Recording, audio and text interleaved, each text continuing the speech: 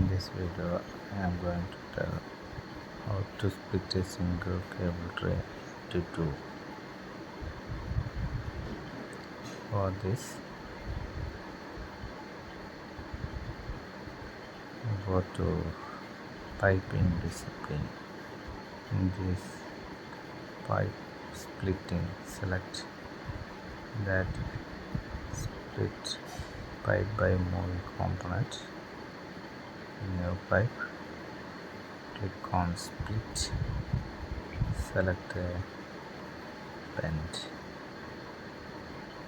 Now tray is split into two cable trays.